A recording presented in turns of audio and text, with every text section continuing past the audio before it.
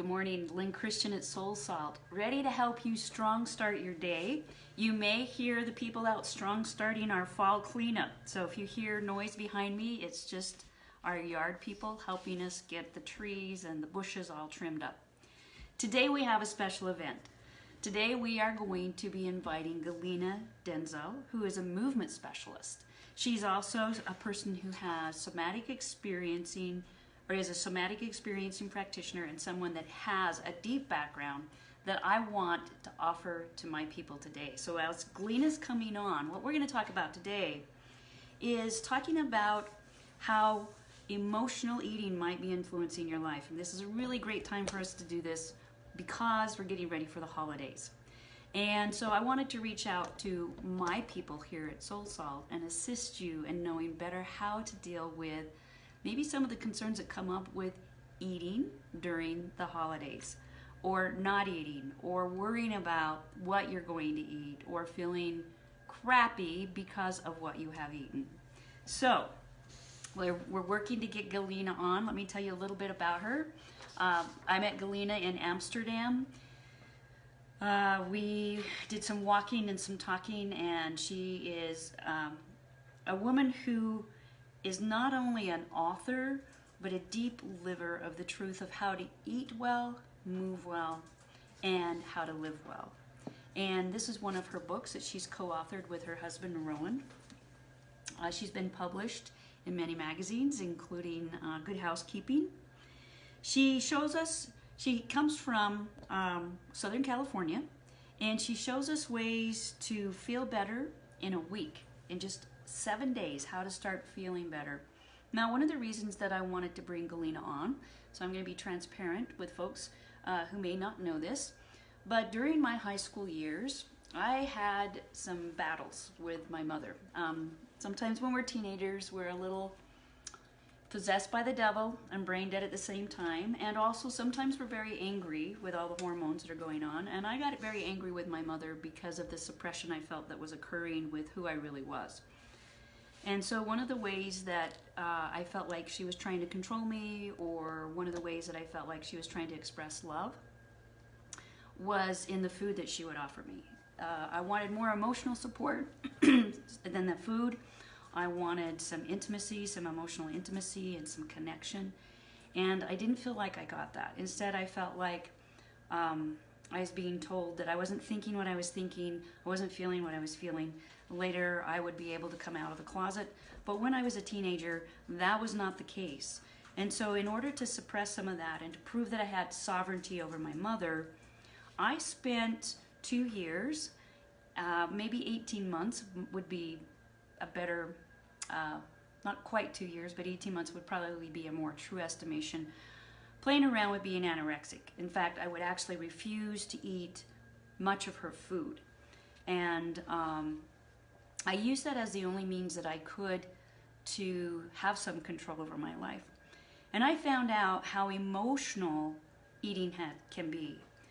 Since that time, we've been able to take care of that sort of thing by learning how to have peace with food, peace with my relationships, how to be honest and true to myself and to those around me, no matter what the consequences were. So I know a little bit about emotional eating, and I know a lot about some other things that are involved with food. Later in life, a couple of years ago, my partner Susan and I, just to give you two ends of the spectrum, we've done a lot with the Whole30 eating, and I found out a lot about what's the difference between a craving and what's the difference between actually an addiction to something. And sugar is very addictive. Crunchy, fried, salty stuff is very addictive and very satisfying for some of our dysfunctional pieces of our physiology that need nourishment, but try to get it by hacking the system and getting those things that maybe for a moment satiate us, but then leave us feeling worse off. So it's very relevant that we bring Galina on, and we're working right now to try to get her to join us. So, anything you want to say about that? Just get us started. Well, I think what really opens a conversation that might be slightly different from what we're all used to is that it's not about the food. It's not, is it? It's not about the food. And like anything, you know, there's so much negative association and a vilifying of the food habits that come in to help regulate us, that we've almost stopped seeing kind of the more benign side of what food does. And so the reality is that it's complex to hold these two opposing ideas, but food both causes suffering and alleviates suffering. And so we've lost sight of the fact that this is a way that we have learned how to cope, and that we are here, we have survived, and we have coped. And for some of us, what's wanting to emerge is a different relationship with self that does not necessarily involve this coping strategy, or it might just invite a different relationship with it. Does that make sense? Yes, so this, I think this is so beautifully said, and this is one of the reasons that I was excited to have you come on, is your use of the language that helps us understand. So I want to just see if I got what you said. We can redefine self, and we have a better relationship with self, and that can include some aspect of having a more honest and better relationship with the food that nourishes this body that the self resides Sure. Absolutely. And it's like a reconnecting. Food for most of my students, when I do my retreats, we notice that food for most of us serves to temporarily either disconnect or reconnect. And so something's gotten lost in the process. And as we start working on these bottom up, for those of you that are not in this work, bottom up is anything that we work with the body, we work with the implicit information that's in the body. As we work with the bottom up ideas that are showing up, as we work with bottom up regulation, the behaviors just go away because we no longer need them, because they're in the place of something that either never got to develop, or even when it was trying to develop was suppressed by the environment, like in the example that you gave so pertinently with your family of origin, where something was wanting to emerge that didn't have support, and it was being actively squished by the environment. And so sometimes we are kind of like half developed in these areas, and we just need another step in a different environment, which is why I like to do this work in groups, because it does two things. One, it reminds you that you're not alone. And two, it reminds you that it's not just your emotional eating, it's everyone's emotional eating or not eating. Yes, so let's define for people in your language, in your frame of reference, Galina, what is emotional eating? Well, for a broad kind of definition might be eating with any purpose that does not meet our biological, like biochemical needs for recovery and restoration of our tissues. And it's eating that is now coming in place of what should be inherent autonomic regulation. So in the body, everything goes up and then it comes down, and goes up and comes down. You get your heart rate goes up when you run, and then it calms down. You inhale and you exhale. Like all of these rhythms are there. And sometimes life is just too much. And we live in this really weird social structure now that's not necessarily optimal for healthy human development. Right. And so what happens is we get too much of this up and we need it down. And so food can come in as a way to bring regulation, to get us from fight or flight freeze into rest and digest. And without rest and digest, we would die. So food comes in and this as this way to really allow life to continue and allow life to continue being life and to express through us. And because we don't have the inherent automatic regulation that we don't have to think about, we have to bring in this fake, we call it fake parasympathetic or FAW parasympathetic. You make the rest and digest happen because it's not happening on its own. Right, and okay. So does that make sense? Yeah, so there's a sine wave of life. There's this wave of life. We go up, we go down. It expresses in our autonomic nervous system, expresses in our heart rate. It expresses in our sleeping patterns. And so what you're saying and I'm going to just bring food in because it is the substance by which we nurture and nourish our biological, our neurochemical, those kinds of needs. That what you're saying, I think, is we can get into that sine wave, that pattern of life where we have a very, I may be going out too far, we have a very healthy relationship with the nutrition and the nourishment that our body needs to fulfill the life that we want, like to be a badass, for instance, right? So, Galina, I know that you do a lot of work with people in groups and that you have retreats that help people with this. What are some of the things that people are dealing with that you support them to be able to go from this up and down and maybe erratic to more of a flow? I would say the most important thing that people learn is how to be aware of what's happening in their bodies on the sensation level, and also how to start connecting with the more symbolic, metaphorical image ways of being with the body, because sometimes sensation can be overwhelming for some people. So sensation, image, these more creative metaphors of how we are with ourselves, and moving away from being so much in the analytical, so much in the wanting to understand and the wanting to control, order, organize, because bodies are emergent, we're complex systems, so we have this emergent quality and this moment-to-moment listening and tuning quality. And when our early growth environment did not support that, and we have some data to show that in political climates, for example, that are more traumatic, that parents cannot parent in this emergent way because it's too dangerous. So they parent in this directive way.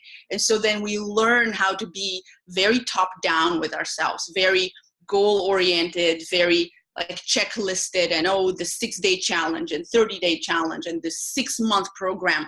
And we lose the ability to connect with the deep sensation language and image language of the body. And so then I come in to teach people how to reconnect with that in a contained way, in a very supported way, in a very titrated way, so it's not overwhelming. And then over time, there's a befriending and sort of a coming back to yourself process. And it's not a magic wand. It's not a next tool in your tool bag. It's more coming back to how life actually works, and becoming at peace with how life works, because we can't really control how life works because it's a biological reality. So becoming at peace with it, and then moving away from the deep feelings of shame and failure that one might have felt because that top-down way does not work. And it does not work because it does not work. It's just not biological. It might work it's like a Band-Aid. It might work for 2 days, 5 days. It might work with some of us that were performers or athletes for 25 years, and then something gives. And when the something gives, it's nice to have a support network of people to catch you and remind you what life's actually like, so you can get in the flow of it and not feel like you have failed, because no one can beat biology. Right, that is so true. It all catches up with us. Like for myself, I was trying to beat the suppression by going top up. Okay, so by damn, I will control something. And this is what I'm going to choose control, because I know that will push back on my mother, because she will see me pushing back her food and her love. So I'm really resonating with what you're saying of what you're working on is helping people get back into a relationship with life and how it actually works, and not be stuck here, or maybe not be stuck in some dysfunctional pattern or some kind of pattern that they're just not feeling like they're thriving. Go ahead. You can't thrive when you are trying to manage these organismic or these emergent bodily behaviors. When you try to manage them with the same brain that you manage your taxes with, it just doesn't work. And so as we become more successful, there's like this left, right balance that comes in. And so the physiology is no longer distressed. It's distressed enough by just what's happening around us, especially in a day like today. Many of us are feeling a lot of pressure just from the environment and worry and anxiety. But life is already hard enough, and we have this opportunity to relate to it in a different way, so we don't add to the strife, we don't add to the grind. And especially in an environment that rewards strife and grind, I think it's a rebellious act to say, you know what, excuse my language on camera, but like, screw that, I'm no longer going to participate in this. And I'm going to be a force of good in my own life and learn how to be self-respectful, self-supportive, and know that other humans can be a source of peace too, and find those other ones we can do this together with. So this is important. What I'm hearing is that if our listeners are listening and they want a community to join, where they know that there's this emotional eating component, they know that something's happening in their environment that they want to change. They want to do less of something and more of something else. You have a community. I know some of your words are going to resonate with some of our listeners. And again, I'm so grateful that you are willing to do this, because there's a deep place in my heart and soul for your work, because we literally save lives, our own life, when we learn to have a better relationship with our body, with movement, and with eating. So tell us a little bit about, there's a blog that people can read, but there's a program that you and Roland are so gracious in giving to our group. You have a community, there's membership, but for our viewers, it seems like if they want to become a member in November, they can join, and then they get to be part of what you guys call the Chill Holiday Program. And that kicks off just before Thanksgiving. Do you want to say anything about that? Yeah, just a couple of words. I know that you're going to link to kind of the emotional eating 101 blog post that I wrote and a podcast that we recorded. So for people who want to get a little bit more information and learn this kind of maybe new for them way of thinking, that's a great starting place. And for those of you who are really ready, who are saying, I'm no longer going to participate in this, and I would like to be a force of good in my own life, Roland and I have created this really wonderful space online, which is both an online education platform, but also a discussion forum and a support group where people can come in and get month-to-month curated, themed information, and also get very practical tools and exercises on how to do self-care in a way that has nothing to do with how you look or how you're performing, but much more so about how you are relating to your health. So it's more like this bringing you back to yourself, to be a force of good in your own life. And in November, our theme is season-proofing your body, making your body your immune system really strong for the holidays, for the season, cold and holiday season. But we're also offering a free, so your listeners are getting in for the same price that our founding members came in, for like less than $20 for the month. But you're getting also this huge value of getting the 6-week program called Chill Holidays for free, which allows you to get these daily messages, whether it's a message or a recording or a video or an audio, a little presentation, to really keep you connected with yourself in this very stressful time of the year. And this is the time that the most emotional eating behaviors occur. Also, yes. Emotional not eating behaviors occur right after the holidays. So we do this big pendulum. Oh, I'm going to go like this, and then come January, I'm going to torture myself in a different way. So if you're ready to break that cycle, you can come in and grab the program. It's our 3rd year doing it. We've had incredible feedback from previous years, and it just allows you to really be honest with what's happening in your life and know that you don't have to do every holiday season the same way. Yeah, you don't. This can be the year where you glide through the holidays with joy, and you take a stand for yourself, and you're your healthiest version of yourself. So let me repeat this for our Soul Salt viewers. You can get into the Live Eat Move Live 365 membership for just $19. That's what the founding members get. That's the first month for $19.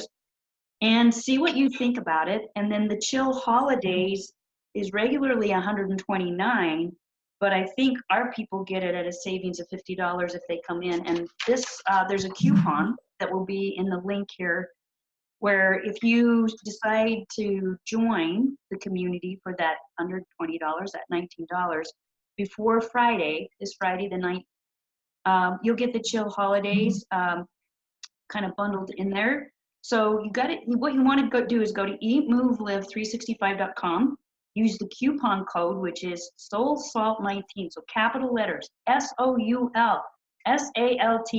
19 to get your first month of the chill holidays for $19.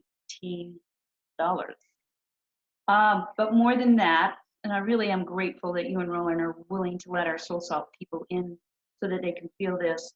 If something is sparked with you today, listening to Galina about this is time for me to stand for right, for goodness, and to take that stand for myself first, to enter a community that's about self-care, where there's a blend of eating and movement and living, this is the thing you may have been looking for. So Galina, any last thoughts that you want to share with folks? Just to invite kindness and gentleness with yourself as being maybe novel ways to relate to yourself in your daily life, and to watch what happens when you are kind and gentle with yourself, because it's very different fuel than being demanding and putting a lot of goals in your life.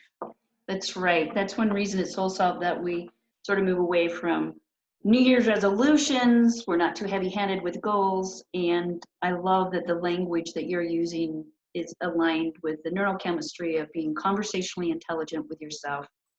Galina, you and Roland are an inspiration.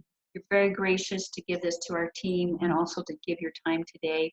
Thank you, thank you, thank you for being the wonder that you are. Thank you for being the wonderful stage and collecting this big matrix of support in your own community for just for a better world out there. I feel good every Monday talking to you, knowing that good things are happening, not just in our lives, but also the others that you support. Yeah, there are good things happening at Soul Salt. We're glad to be part of that. Thank you, Galina. Thank you. Bye. Bye.